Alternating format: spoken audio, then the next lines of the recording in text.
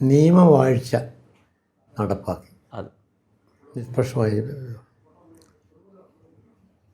Revenue വകുപ്പ് മന്ത്രി എന്നുള്ള നിലയിൽ പരമാവധി സഹായം കേന്ദ്രത്തിൽ നിന്ന് മേടിച്ചെടുക്കാനും മൈത്രി ഭവന പദ്ധതി അല്ല, അത് പിന്നീട് വന്നതാണ്. അത് ഭവന നിർമ്മാണ വകുപ്പ് മന്ത്രിയായിട്ട് 82-ലും 96-ലും നിർവഹിച്ചു.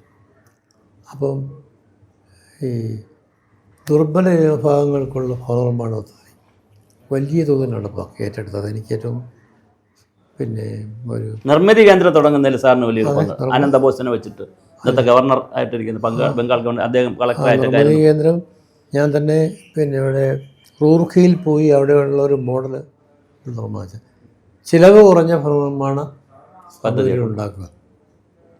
അപ്പോൾ ചിലവ് കുറഞ്ഞ വീടുകൾ പാവപ്പെട്ടവർക്ക് ഉണ്ടാക്കാൻ ആ 96 കാലഘട്ടത്തിൽ പ്രത്യേകിച്ചും 82 87-ൽ 1 ലക്ഷം വീട് തീർത്തു.